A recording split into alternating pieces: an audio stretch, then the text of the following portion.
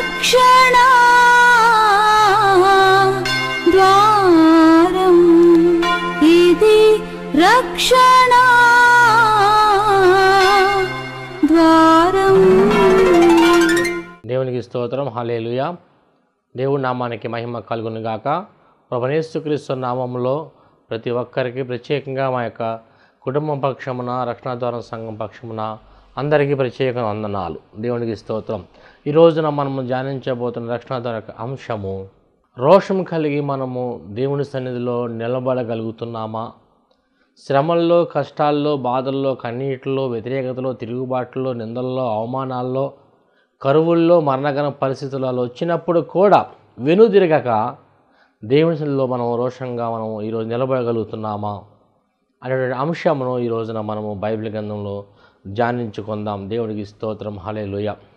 ఒకడు క్రీస్తుకి శిష్యుడు కాగోరిన ఎడల అతడు ఎలాగా ఉండాలి అని మనం లేఖనాల్లో చూసినట్లయితే, ఒకటి, ప్రభువైన యేసుక్రీస్తు వారిని మనము వెంబడించే వారిగా ఉండాలి.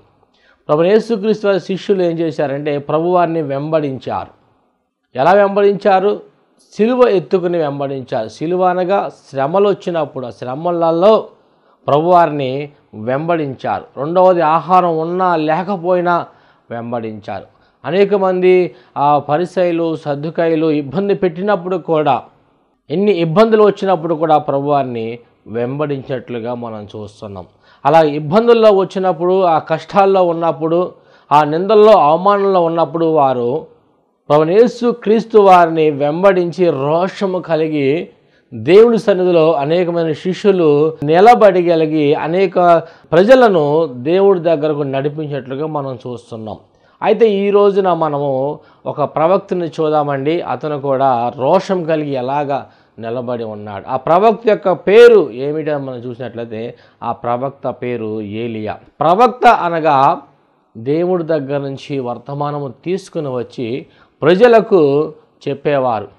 ప్రవక్తలు ఎలాగా వారి యొక్క జీవిత విధానం ఉంటుందంటే, వారు వేటికి లోబడని వారు. ధనమునకు, మనుషులకు, ఈ లోకమునకు, ఈ లోకములో ఉన్న వాటి వైపు చూడకుండా వారు దేవుణ్ణి మాత్రమే ఆధారం చేసుకుని దేవుడు మాట మీద మాత్రమే వారు ముందుకి కొనసాగిపోయేవారు ప్రవక్తలు. ఈ రోజున సహోదరి, సహోదరుడా, ఒకవేళ నేను ప్రవక్తనని ఒకవేళ అనుకుంటూ ఒకవేళ నువ్వు ఆయన్ని వెంబడించినట్లయితే దేవుడు నీ పక్షాన ఉండి కార్యం జరిగిస్తాడు. నువ్వు సేవకుడైనా కావచ్చు, విశ్వాసమైనా కావచ్చు, నువ్వు ఆయన్ని ఈ రీతిగా వెంబడించినట్లయితే నిత్యముగా ఆయన నీ పక్షాన నుండి నీకు సహాయం చేసే దేవుడిగా ఉన్నారు. అయితే ఏలియాకి దేవుడు ఎలాంటి విషయాల్లో ఆయన సహాయకుడిగా నిలబడ్డారు అని మనం చూసినట్లయితే, మొదటి రాజుల గ్రంథము 18వ అధ్యాయము 22వ వచనము చదివినట్లయితే, అప్పుడు ఏలియా యెహోవాకు, ప్రవక్తులైన వారిలో నేను ఒక్కడనే శేషించి ఉన్నాను. ఇక్కడ ఏలియా చెప్తున్నాడు అక్కడ ప్రజలతో, ప్రవక్తులైన వారిలో నేను ఒక్కనే శేషించి ఉన్నాను. అంటే అక్కడ ఎంతోమంది ప్రవక్తలు ఉన్నట్లుగా మనకి మొదటి రాజుల గ్రంథం 18వ అధ్యాయం 1 నుంచి 20 వచనాల్లో మనకు కనబడతాయి. అయితే ఆ ప్రవక్తలందరూ ఏమవుతున్నారు అని మనం చూసినట్లయితే ప్రతి ఒక్కరు కూడా సంహరించబడుతున్నారు. అయితే ఏలియా ఒక్కడే అతను ఉన్నట్లుగా మనం చూస్తున్నాం. అయితే వారిని ఎవరు హతమారుస్తున్నారు అంటే, అక్కడ యెజబెలు, ఆహాబు అనేటువంటి ఇద్దరు వ్యక్తులు మనకి భార్యాభర్తలు ఇరువురు కనబడతారు. వారు దేవుడికి ఆయాసకరంగా జీవించేవారు, దేవుడి బిడ్డలను బాధ పెట్టేవారు. నిజమైన దేవుడు యేసుక్రీస్తు వారిని ఆరాధించకుండా వ్యర్థమైన విగ్రహాలకు వారు సాగిలపడేవారు. అలాంటి వారు దగ్గరికి వెళ్ళి ప్రవక్తలు, నిజ దేవుడు యేసయ్య, మనం ఆయన్ని మాత్రమే ఆరాధించాలి, పూజించాలి, ఆయన్ని మాత్రం మనం నమస్కరించాలి, ఆయన్ని మాత్రం సాష్టాంగ నమస్కారం చేయాలన్నప్పుడు కోపముతో, పగతో, ద్వేషముతో, కక్షతో అక్కడ ఉన్న కొంతమంది ప్రవక్తలందరినీ కూడా, కొంతమందిని ఈ యొక్క ఆహాబు, యెజబెలు ఏం చేశారంటే చంపేశారు, ఆహారం లేకుండా చేశారు.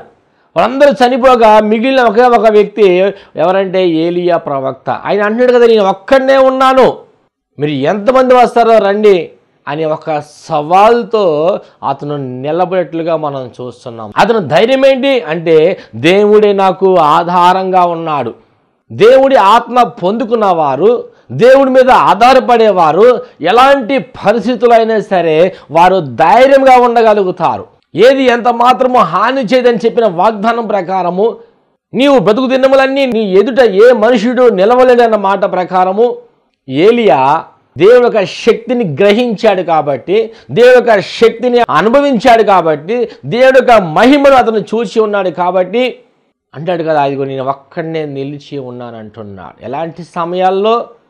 ఒక్కడంటే శ్రమలలో. అక్కడ అనేక మంది అతని ఎదురుగా నిలబడ్డారు. ఎంతమంది అని మనం చూసినట్లయితే 850 మంది బయలు ప్రవక్తలు నిలబడి ఉన్నారు. ఏలియా ఒక్కడే ఒక సవాలుగా ఉన్నాడు. మీ దేవుడు గొప్పవాడు, మా దేవుడు గొప్పవాడు. ఎంతకాలం అయ్యా మీరు అటు లోకంలో తిరుగుతారు, ఇటు దేవుడిని ఆరాధిస్తారు, ఇటు ఒకవైపు మాత్రమే మీరు ఉండండి అని సవాల్తో కూడినటువంటి పరిస్థితులు. అయితే ఇజ్రాయేల్ ప్రజలు ఎందుకని కొంతమంది ఆ దేవత విగ్రహాన్ని పూజిస్తున్నారంటే, వీళ్ళు కనాను ప్రాంతానికి వెళ్ళినప్పుడు అక్కడ యెరూషలేము ప్రాంతంలో మందిరం కట్టబడలేదు. వారు ఆ సమయాల్లో కొంతమంది దేవతా విగ్రహాలు కొండల మీద ఉన్నప్పుడు యేసయ్యను కూడా వీరు కొండ మీద ఆరాధన చేసేవారు. వీరు వారితో కూడా కొంతమంది కలిసిపోయారు.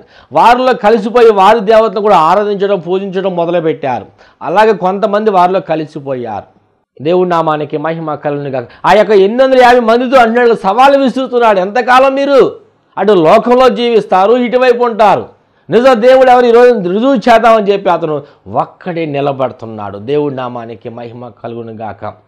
దీన్ని బట్టి ఈ రోజున మనం తెలుసుకోవాల్సినటువంటి ఆ విషయం ఏంటంటే, ప్రియ సహోదరి సహోదర సంగమా, ఈ రోజున నీవు ఒక్కడివే, నీవు సమస్యలతో, నిందలతో, అవమానాలతో, వ్యతిరేకతలతో, కన్నీటితో, వేదనతో, ప్రతికూల పరిస్థితులతో ఒకరు పోరాడుతున్నావేమో, నీ అప్పుల సమస్యలతో పోరాడుతున్నావేమో, నీ అనారోగ్య సమస్యలతో పోరాడుతున్నావేమో. దేవుణ్ణి ఆధారశీలిగా చేసుకున్న నీ జీవితంలో దేవుడు నీ పక్షాన యుద్ధము జరిగించబోతున్నాడు. నీ మీదకి లేచి వారిని ఆయన అణచబోతున్నాడు. నీకు విరోధంగా రూపించబడిన ఏ ఆయుధం వర్ధిల్లదని వాగ్దానం ప్రకారము నీకు విరోధంగా నిలబడిన ప్రతి శక్తిని కూడా ఆయన తరమబోతున్నాడు. బైబిల్ గ్రంథంలో ఉదాహరణగా మనం చూసినట్లయితే ఒక స్త్రీని మనం చూస్తున్నాం. ఆ స్త్రీ తన భర్తను విడిచిపెట్టేశారు. తన దగ్గర ఉన్న ధనమంతా అయిపోయింది. ఎందుకు అయిపోయింది? తనకున్న రోగాన్ని బట్టి ధనం అయిపోయింది. ఏంటి ఆ రోగం అంటే 12 సంవత్సరాల నుంచి ఎవరు నయము చేయని రోగంతో ఆ స్త్రీ బాధపడుతుంది. ఆ రోగాన్ని బట్టి ఇదిగో నువ్వు నాకు పనికిరావని చెప్పి తన భర్త విడిచిపెట్టేశాడు. విడిచిపెట్టిన తర్వాత తన దగ్గర ఉన్న ధనం అనేది సహాయము చేస్తుందని నమ్ముకుని ఆ ధనం మీద ఆధారపడింది. ఆధారపడిన ఆ స్త్రీ, వైద్యులను ఆశ్రయించిన ఆ స్త్రీ ఆమె రోగము తగ్గించుకోలేకపోయింది. తనకు సహాయం చేసేవారు కూడా అనేక మంది ఆమె దగ్గర ధనం ఉన్నంతసేపు ఉన్నారు, తిన్నారు, వెళ్ళిపోయారు. ఆమె రోగం మాత్రం తగ్గట్లేదు.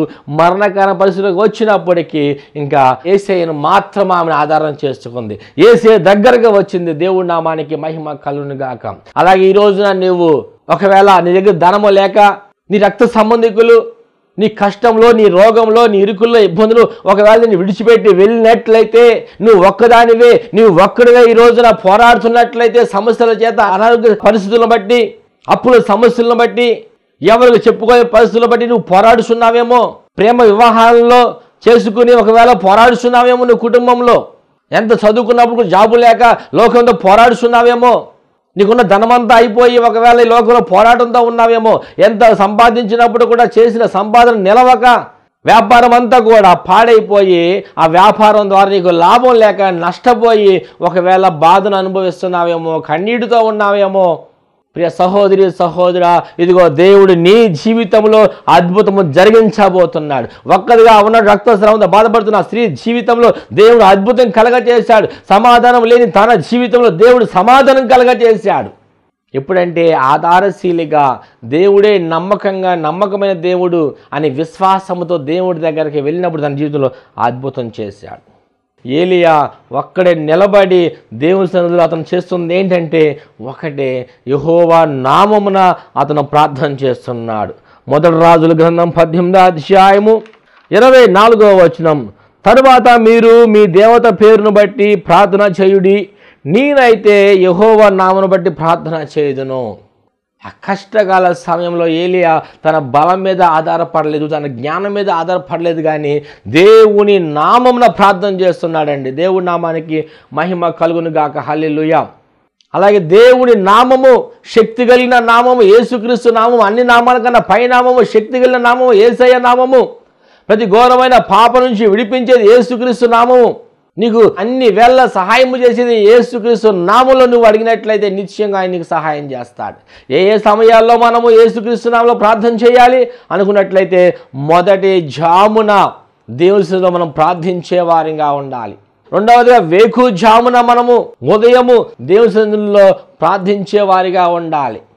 ప్రియ సహోదరి సహోదరా, ఈ రోజున ప్రార్థించలేని అనుభవంలో ఉన్నావేమో, నువ్వు అందుకని మేలు పొందుకోలేకపోతున్నావేమో, అద్భుతం చూడలేకపోతున్నావేమో, నీ జీవితం ఇంకా మార్చబడతలేదేమో. అయితే నువ్వు చేయవలసింది, నువ్వు వేకుజామున ప్రార్థన చేసినట్లయితే ఇన్ని శ్రమలు నీ ఎదురు నిలబడినప్పుడు కూడా వాటన్నిటిని కూడా ప్రభువైన యేసుక్రీస్తు వారు తొలగించే దేవుడిగా ఉన్నారు. ఏలియా ప్రార్థన ద్వారానే ఇది సాధ్యపడుతుంది. ప్రార్థన ద్వారానే మనం తప్పించబడతాం, ప్రార్థన ద్వారానే మనం విడిపించబడతాం, ప్రార్థన ద్వారానే మనము ఆశీర్వదింపబడతాం, ప్రార్థన ద్వారానే దేవుడి నామాన్ని, శక్తిని మనము మహిమపరచగలుగుతామని చెప్పి ఏలియా ప్రార్థన చేస్తున్నాడు. అలాగే నీవు కూడా వేకుజామున ప్రార్థించినట్లయితే దేవుడు నీ జీవితంలో ఉన్న వాటిని లేని వాటిగా మార్చే దేవుడు. వారిలో ఒంటరైన వాడు 1000 మందగును, ఎన్నిక లేనివాడు బలమైన జనాంగము అయిన రీతిగా దేవుడిని బలమైన జనాంగంగా ఆయన ఉంచబోతున్నాడు. నీ ప్రాంతంలో బలమైన జనాంగంగా ఉంచబోతున్నాడు. నీ రక్త సంబంధికుల మధ్య, నీ ఇరుగు పొరుగు వారి మధ్య, నీ స్నేహితుల మధ్య, నువ్వు ఉన్న ప్రాంతంలో నీ శత్రువులు ఎదుట దేవుడిని గణపరచబోతున్నాడు. ఏలియా యేసుక్రీస్తు నామంలో శక్తి ఉందని అతను నమ్మాడు.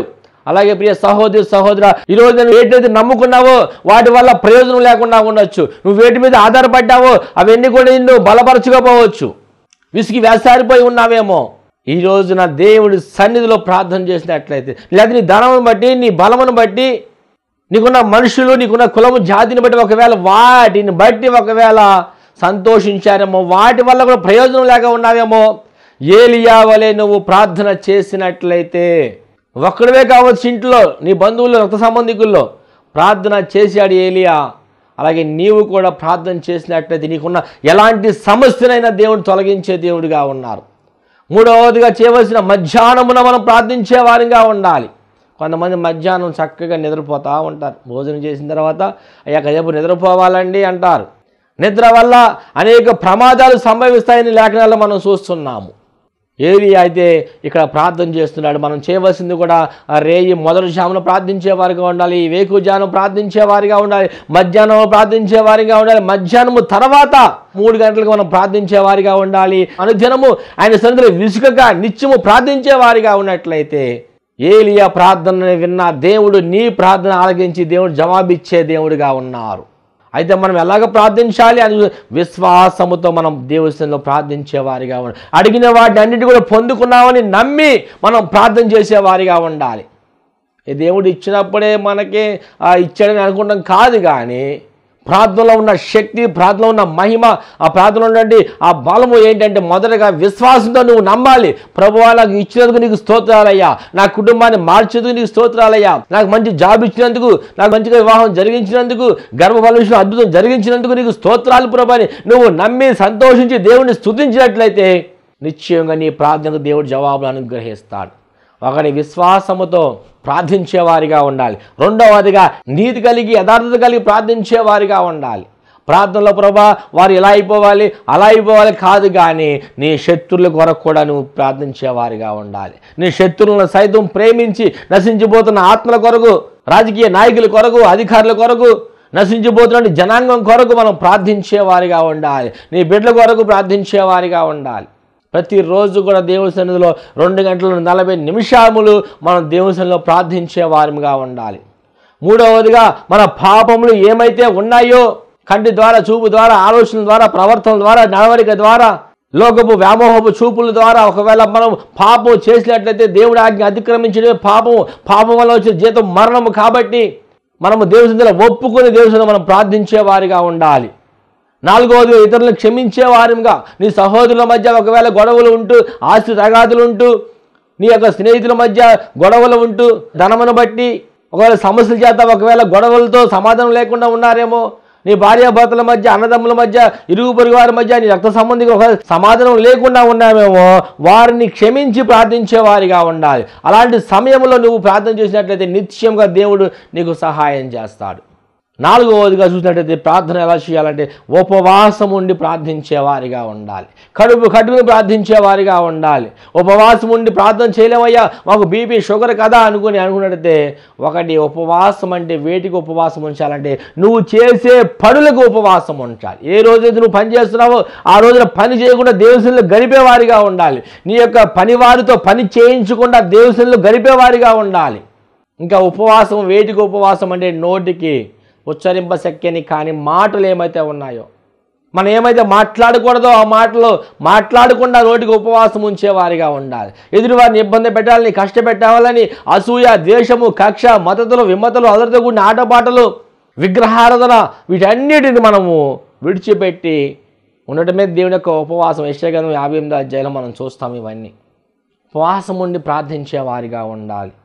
అంతేకాకుండా వ్యక్తిగతంగా కొంతమంది మందిరానికి వెళ్ళినప్పుడు అందరితో కలిసి ప్రార్థన చేస్తారు, అంతవరకే. వ్యక్తిగతంగా ప్రార్థన చేశారంటే కొంతమంది చేయలేరు. ఈ ఏలియా అయితే యేసుక్రీస్తు నామమున ప్రార్థన చేసినట్లుగా మనం చూస్తున్నాం ఇక్కడ.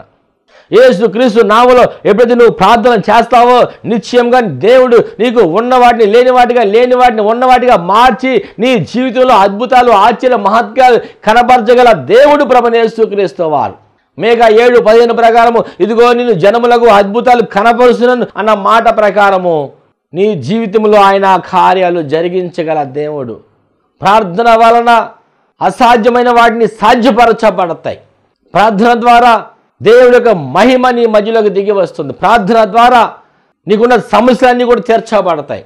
కాబట్టి ఏలియా చేస్తున్న పని ఒకటిగా ఉన్నాడని చెప్పి అతను నిలబడ్డాడు. సవాల్తో కూడి అతను నిలబడుతున్నాడు.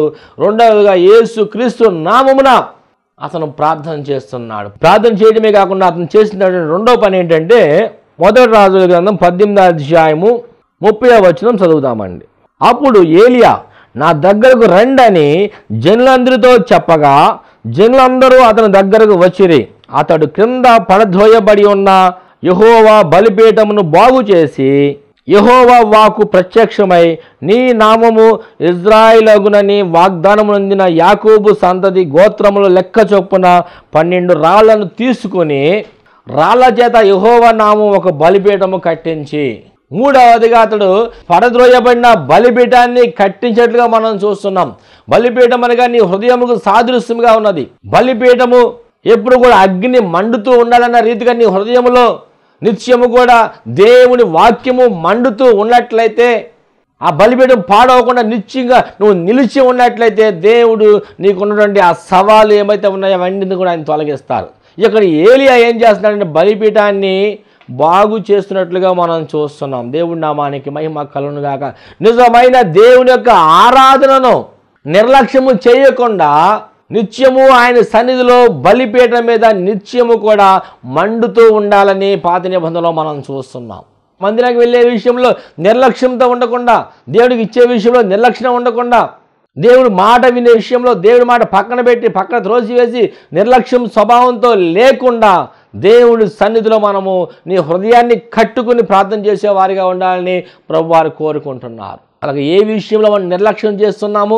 దేవుడికి ఇచ్చే విషయంలో నిర్లక్ష్యం చేస్తున్నామా? దేవుడికి నమ్మకంగా జీవించే విషయంలో నిర్లక్ష్యంగా ఉన్నామా? దేవుని మీద ఆధారపడకుండా, విశ్వాసం లేకుండా ఒకవేళ నిర్లక్ష్యంతో ఉన్నామేమో. అంతేకాకుండా దేవుని సన్నిధిలో నువ్వు చేసుకున్న సమర్పణ ఏదైతే ఉన్నదో, ఒకవేళ సమర్పణ కోల్పోయి ఒక నిర్లక్ష్య స్వభావంతో ఉన్నామేమో. ఎన్ని మార్లు గద్దించినప్పుడు కూడా వినిపించుకోకుండా, ఒకవేళ ఆయన మాటకి లోబడకుండా నిర్లక్ష్యంతో ఉన్నామేమో. ఒకవేళ ఈరోజు బలిపీఠము పాడైపోయి నీ జీవితం అద్భుతాలు చూడలేకపోతున్నారేమో. నిర్లక్ష్య స్వభావము లేకుండా మనము దేవుని సన్నిధిలో నిలిచి ఉండేవారిగా ఉండాలి. ఇక్కడ ఏలియా పాడైపోయిన బలిపీఠాన్ని అతను కడుతున్నాడు. అలాగే పాడైపోయిన మన హృదయంలో ఏదైతే ఉన్నదో అది నోటి ద్వారా వస్తూ ఉంటుంది. ఇర్మియా గ్రంథము మనము 17వ అధ్యాయంలో 5వ వచనంలో కూడా చూస్తాము. హృదయము అన్నిటికన్నా ఘోరమైన వ్యాధి గలదని మనం లేఖనాలను మనం చూస్తాం. దేవుడికి స్తోత్రం, హల్లెలూయా. ఈ రోజున మన హృదయం ఎలాగున్నదని మనం పరీక్షించుకునే వారిగా ఉండాలి. మనం ప్రతి దినము ప్రతిరోజు కూడా మన జీవితాన్ని మనం పరీక్షించుకునే వారిగా ఉండాలి. ప్రార్థనలో ఎలా ఉన్నాము, చల్లారిపోయామో, మండుచున్నామని పరీక్షించుకునే వారిగా ఉండాలి. పరిచర్య చేసే విషయంలో చల్లారిపోయామో, మండుచున్నామని పరీక్షించుకునే వారిగా ఉండాలి. అంతేకాకుండా ఎదురువారిని ప్రేమించే విషయంలో చల్లారిపోయామేమో పరీక్షించుకునే వారిగా ఉండాలి. ప్రేమ చూపించే విషయంలో, దేవుడికి ఇచ్చే విషయంలో చల్లారిపోయామేమో, ప్రభువులో సావాసము చేయకుండా, ఆయన వాక్కు వినకుండా, ఆయన ఆత్మ ప్రత్యక్షతలు మనం అనుభవించకుండా ఒకవేళ చల్లారిపోయి ఉన్నామేమో అని చెప్పి ఈరోజు నీ హృదయాన్ని ప్రతిరోజు కూడా పరీక్షించుకునే వారిగా ఉండాలి. ఈరోజు నా జీవితం ఎలా కొనసాగింది, ముందుకి నా ఆత్మ జీవితం ముందుకు ఎలాగ వెళ్ళగలుగుతున్నాను, నేను దేవుడు చెప్పిన పని ఏమై ఉన్నది, నేనేమి చేస్తున్నానని చెప్పి పరీక్షించుకునే వారిగా ఉండాలి. ఉదాహరణకు యోనాను మనం చూసినట్లయితే దేవుడి పనిని అతడు నిర్లక్ష్యం చేసి వెళ్ళిపోతున్నాడు. తన జీవితం ఉక్కిరి బిక్కిరి అయిపోయి ఏమి చేయాలో దిక్కు తోచని స్థితిలో ఉన్నాడు. ఈరోజున నీ దిక్కు తోచని స్థితులు ఏమైతే ఉన్నాయో అవన్నీ కూడా తొలగించబడాలంటే నీ ప్రార్థన బలిపీఠాన్ని నువ్వు కట్టుకుని ఏలియా వలె ప్రార్థన చేసినట్లయితే నిత్యముగా నీకున్న పరిస్థితులు ఏమైతే ఉన్నాయో వాటన్నిటిని కూడా ప్రభువైన యేసుక్రీస్తు వారు తొలగించే దేవుడిగా ఉన్నారు. ఇక్కడ ఏలియా ఆ దేవుడి బిడ్డల క్షేమం కోసం అతను నిలబడుతున్నాడు.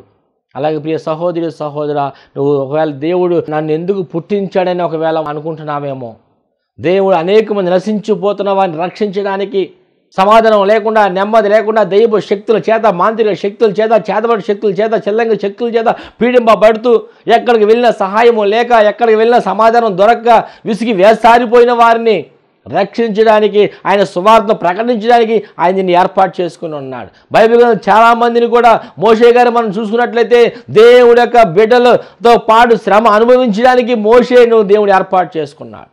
ఆ యొక్క ఇశ్రాయేలు ప్రజలను విడిపించడానికి ఏర్పాటు చేసుకున్నాడు.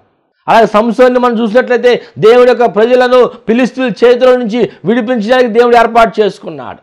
దేవుడి నామానికి మహిమ కలుగును గాక. ఇంకా యోహాన్ని మనం చూసినట్లయితే దేవుని రాజ్యాన్ని కట్టడానికి, ఆయన మార్గాలను సరళము చేయడానికి, ఇశ్రాయేలు ప్రజలను రక్షించడానికి, ఈ లోకంలో నశించిపోతున్న ప్రతి ఒక్కరికి సువార్తను ప్రకటించడానికి దేవుడు యోహాన్ని ఏర్పాటు చేసుకున్నాడు. అలాగే నీవు ఎందుకు జన్మించి ఉన్నావంటే, నువ్వు ఎందుకు దేవుడు నీకు భూలోకంలో నేను తీసుకుని వచ్చాడంటే, ఒకటి నీ జన్మకు కారణం ఉన్నది, అదేంటంటే దేవుడు పని చేయటమే, దేవుడి సన్నిధిలో నిలబడటమే. నిన్ను బట్టి అనేక మంది రక్షణ పొందాలి, మారుమనసు పొందాలని దేవుడు కోరుకుంటున్నాడు. అనేక మందికి నువ్వు సాక్షిగా ఉండాలని దేవుడు కోరుకుంటున్నాడు. కాబట్టి ఈ రోజున నీ యొక్క హృదయం అనే బలిపీఠము కట్టుకుని ఆయన నిలబడి అనేక మందిని దేవుడు నడిపించినట్లయితే దేవుడు సంతోషిస్తాడు. నాలుగవదిగా ఏలియా బలిపీఠం కట్టుకున్నప్పుడు జరిగిన అద్భుతం ఏంటని మనం చూసినట్లయితే మొదటి రాజు గ్రంథం 18వ అధ్యాయము 37-38 వచనాలు. యెహోవా నా ప్రార్థన ఆలకించుము, యెహోవానైనా నీవే దేవుడివై ఉన్నావనియు, నీవు వారి హృదయములను నీ తట్టు తిరగజేయుదువనియు ఈ జనులకు తెలియజేయనట్లుగా నా ప్రార్థన అంగీకరించుము. 38వ వచనం. అతడు ఇలాగా ప్రార్థన చేయుచుండగా యెహోవా అగ్ని దిగి దహన బలి పశువును, కట్టెలను, రాళ్లను, బుగ్గిని దహించి కందకములను, నీళ్లను ఆరిపోజేశాను. అక్కడ నుండి ఇశ్రాయేలు ప్రజలు అనేక మంది దేవుడి మాటకి లోబడకుండా, దేవుని వైపు చూడకుండా, ఆహాబు యెజెబెలు యొక్క మార్గంలో వారు నడుస్తూ, వారికి దేవతలను సాష్టాంగం నమస్కరిస్తూ, వారి దేవతలను ఆరాధిస్తూ ఉంటుండగా, ఎంతకాలం మటుకు మీరు 2 పడవల మీద కాలు వేస్తారు, ఈ రోజున మీ దేవుడు నా దేవుడు తెలుసుకుందాం రండి అని చెప్పి వారితో సవాలు విసిరి వారు ప్రార్థన చేస్తారు. ఈ రోజున ఇదిగో ఈ బలిని మీ దేవుడు కానీ అగ్ని చేత కాల్చివేసినట్లయితే మేమందరం నీకు లోబడతాను, నేను లేని పక్షంలో నేను ప్రార్థన చేయగా నా దేవుడు ఈ బలిని దహించినట్లయితే మీరు మా తట్టు తిరగాలని చెప్పి ఒక సవాల్తో కూడిన ప్రార్థన చేసినప్పుడు ఆహాబు, యెజెబెలు బయలు ప్రవక్తలందరూ కూడా ప్రార్థన చేస్తారు. బయలా దిగురమ్ము అని ప్రార్థన చేస్తారు. ఉదయం ప్రార్థన చేస్తారు, మధ్యాహ్నంలో ప్రార్థన చేస్తారు, సాయంత్రకాల సమయంలో ప్రార్థన చేస్తారు.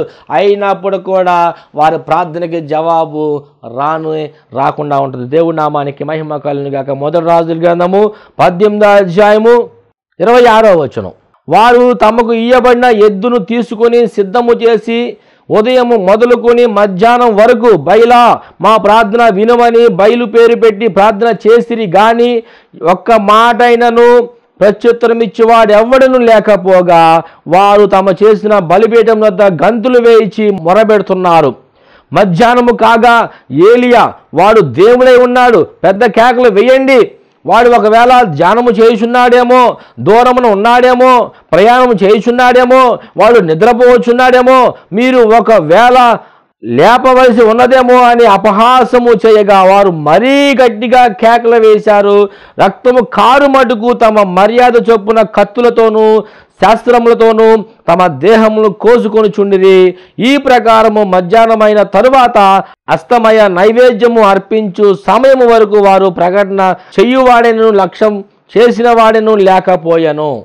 వీళ్ళు ప్రార్థన చేస్తున్నారు, గంతుతారు, సుధిస్తున్నారు, కత్తులతో కోసుకున్నారు. బయలా దిగురమ్ము, ఈరోజు మా పరువు కాపాడు, మమ్మల్ని రక్షించు, మమ్మల్ని కాపాడు, ఇంతకాలం బట్టి నిన్ను శుద్ధిస్తున్నాము, నిన్ను ఆరాధిస్తున్నాము, నీకు బలి పశువులను అర్పిస్తున్నాము, కోడెలను దూడలను బర్రెలను ఇవన్నీ నీకు అర్పిస్తున్నాం కాదు బయలా, ఇదిగో మా ప్రార్థన ఆలోకించు, ఇదిగో మా పక్షాన మా యుద్ధం చేయన్నప్పుడు ఒక్కడికి వినపడలా.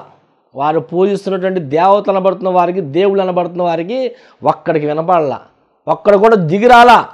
వెంటనే ఏలియా నిలబడి ఇలా ప్రార్థన చేస్తున్నాడు, ప్రభువా ఈ రోజున వీరి కళ్ళు తెరిచేటట్లుగా నాకు సహాయం చేసి ఇదిగో ఆకాశం నుంచి అగ్ని దింపి ఈ యొక్క ఎద్దును దహించమన్నప్పుడు చిన్న ప్రార్థన చేయగానే ఆకాశం నుంచి అగ్ని దిగి వచ్చి ఆ ఎద్దును దహించేసినట్లుగా మనం చూస్తున్నాం.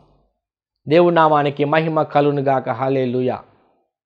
అగ్ని దింపిన ప్రార్థన. ఈ రోజున మనం కూడా ప్రార్థన చేసినట్లయితే నిజంగా మొరపెట్టేవారికి ఆయన సమీపంగా ఉండే దేవుడు, ఆపత్కాల మంది మొరపెట్టగా ఉత్తరం ఇచ్చే దేవుడు, రక్షింప నేరకుడిలో ఆయన హస్తము కొరచ కాలేదు, విన నేరకుడిలో ఆయన చెవులు మందము కాదని వాగ్దానము చేసే దేవుడు, నీ ప్రార్థన ఆయన ఆలకించే దేవుడు, నీ కన్నీరు ఆయన చూసే దేవుడు, నీ మొరను ఆలకించే దేవుడు, నీ కష్టమును, నీ బాధను, నీ వ్యాధులు, నీ బంధువులు, నీ స్నేహితులు, నీ ఇరుగు పొరుగు వారు, నీ పక్కన ఉన్నవారు, నాన్నవారు, నీ ద్వారా మేలు పొందుకున్నవారు నిన్ను పట్టించుకోకపోవచ్చు, నిన్ను అవసరాలు విడిచిపెట్టి ఉండొచ్చు, కానీ జీవము కలిగిన దేవుడు, శక్తి కలిగిన దేవుడు, మరణంలోంచి జీవంలోకి దాటించగల దేవుడు ప్రభువైన యేసు క్రీస్తు వారి దగ్గరకు వచ్చి నువ్వు విశ్వాసముతో యథార్థముగా నువ్వు ఆయన సన్నిధిలో నీ పాపం ఒప్పుకుని పశ్చాత్తాపంతో ప్రార్థన చేసినట్లయితే నిశ్చయంగా నీ శత్రువుల ఎదుట దేవుడు నీకు విజయాన్ని అనుగ్రహిస్తాడు. నీ శత్రువుల ఎదుట ఆయన భోజనం సిద్ధపరుస్తాడు అన్న మాట ప్రకారము మీ శత్రువుల ఎదుట ఆయన భోజనం సిద్ధపరుస్తాడు. నేను అవమానించే వారి ఎదుట దేవుడు తల ఎత్తుకునే వారికి నిలబెడతాడు. ఉన్న వాటిని లేని వాటిగా, లేని వాటిని ఉన్నవాటిగా మార్చగల దేవుడు ప్రభువైన యేసు క్రీస్తు వారు. దేవుడి నామానికి మహిమ కలుగును గాక. ఆ ఏలియా ప్రార్థన చేసినప్పుడు అగ్ని దిగి వచ్చింది. దేవుడి నామానికి మహిమ. మన దేవుడు ప్రార్థన వినే దేవుడు, ఆయన మన ప్రార్థన ఆలకించే దేవుడు. బయలు భక్తులు ప్రార్థన చేస్తున్నారు కానీ వాళ్ళ ప్రార్థనకి జవాబు రాలేదు. కత్తులతో కోసుకుంటున్నారంట, గెంతుతున్నారంట, అయినా సరే బయలు ప్రవక్త వారు ఆలకించలేదు. ఆ రీతిగా ఏలియా ఒక్కడే రోషం కలిగి నా దేవుడు నాకు తోడుగా ఉన్నాడని విశ్వాసంతో నిలబడి, అన్ని పరిస్థితుల సమయాల్లో నిలబడి యేసుక్రీస్తు నామమున ప్రార్థన చేసినప్పుడు తన బలిపీఠాన్ని కట్టుకుని సవాలుతో దేవుడి సన్నిధిలో తన శత్రువుల ఎదుట విశ్వాసంతో అతను ప్రార్థన చేశాడు. నా దేవుడు నన్ను రక్షించగల సమర్థుడు, నన్ను విడిపించగల శక్తిమంతుడు, ఆయనే రక్షకుడు, నశించిపోతున్న వారిని వెదకి రక్షించుటకు ఆ శక్తి గల దేవుడు ప్రభువైన యేసు క్రీస్తు వారని అతడు నమ్మి విశ్వాసంతో ప్రార్థన చేసినప్పుడు అక్కడ ఏలియాకి విజయం అనుగ్రహించాడు. అలాగే ప్రియ సహోదరి సహోదర, ఒకవేళ నువ్వు అపజయాలతో ఉన్నావేమో, దేవుడు నిశ్చయంగా నీకు విజయాన్ని ఇచ్చే దేవుడు.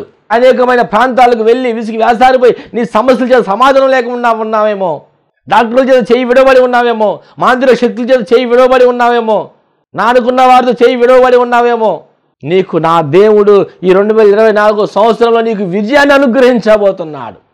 అపజయాలన్నింటిని తొలగించబోతున్నాడు. దేవుడి నామానికి మహిమ కలుగును గాక. ఆ దహించిన తర్వాత అక్కడ చూసిన వాళ్ళందరూ అంటున్నారు కదా, ఏలియా దేవుడు గొప్ప దేవుడు అని కేకలు పెడుతున్నారంట. మొదటి రాజుగ్రంథం 18వ అధ్యాయము 39వ వచనం చెప్పి ముగించుకుందామండి. అంతటా జనులందరూ దాన్ని చూసి సాగిలపడి యెహోవాయే దేవుడు, యెహోవాయే దేవుడని కేకలు వేసిరి. అప్పుడు ఏలియా ఒకరినైనాను తప్పించుకొననీయక బయలు ప్రవక్తలను పట్టుకొని వానికి సెలవీయగా జనులు వారిని పట్టుకొనిరి. ప్రతి ఒక్కరిని కూడా ఏలియా అందరిని కూడా సంహరించేశాడు. అక్కడ ప్రజలు అనేక మంది ఏలియా దేవుడు దేవుడు అని చెప్పి వారు కేకలు పెడుతున్నారంట. ఈ రోజున కూడా ఇదిగో నువ్వు ఆరాధిస్తున్న దేవుడు గొప్ప దేవుడని నీ భర్త సాక్ష్యం చెప్పబోతున్నాడు. ఒకవేళ నువ్వు ఒంటరిగా ఒక్కడవే ఉండి దేవుడిని ఆరాధిస్తూ ప్రార్థన చేస్తూ నమ్మకంగా ఉంటూ ఒకవేళ ఉన్నావేమో, నేను అందరూ అసహించుకుంటూ అవమానించుకుంటూ మందిరానికి వెళ్తున్నావని దేవుడు నమ్ముకున్నావని చెప్పి హేళన చేస్తున్నారేమో, ఇదిగో నీ దేవుడు గొప్ప దేవుడు, నీ దేవుడు తప్ప ఈ లోకంలో దేవుడు ఎవరు లేరు, ఆయన్ని కూడా నేను ఆరాధిస్తాను, ఆయన నిన్ను సేవిస్తానని చెప్పి అనేక మంది ప్రభువైన యేసు క్రీస్తు వారిని ద్వారా అంగీకరించబోతున్నారు. దేవుడి నామానికి మహిమ కలుగును గాక. దేవుడు నువ్వు ఉన్న చోట నిన్ను బలమైన ఒక సాక్షిగా నిలబెట్టబోతున్నాడు. కాబట్టి ఆ ఏలియా భయపడకుండా నమ్మకంతో విశ్వాసంతో నా దేవుడు నాకు సహాయం చేస్తాడు నిలబడినప్పుడు ఏలియా ప్రవక్తను ఆశీర్వదించి అతని ద్వారా అనేక మంది ప్రజల జీవితాల్లో శాంతి సమాధానం కలిగించిన దేవుడు మీ జీవితాల్లో కూడా శాంతి సమాధానం నెమ్మది కలిగించును గాక. ఆమేన్. ప్రార్థించుకుందాం. పరిశుద్ధుడు యేసయ్యా నీకు వందనాలు తండ్రి. ఈరోజు ఏలియా ద్వారా మీరు మాతో మాట్లాడారు అయ్యా తండ్రి. ఒంటరిగా ఉండి ఒక్కడిగా ఉండి అందరూ బాధింపబడుతున్నారు, శోధింపబడుతూ నెమ్మది లేకుండా ఉన్నారు. అటు బిడ్డలందరూ కూడా ఈ వర్తమానం ప్రతి ఒక్కరి హృదయం నాటబడి నీరు కట్టి ఫలించులాగిన సహాయం చేయమని యేసుక్రీస్తు శక్తి కలిగిన పునరుద్ధారణ నామంలో చిన్న ప్రార్థన అడిగి వేడుకుని పొందుకున్నామని నమ్ముచున్నాము తండ్రి. ఆమెన్. అందరికి వందనాలు. ప్రభువును దీవించును గాక. ఆమెన్.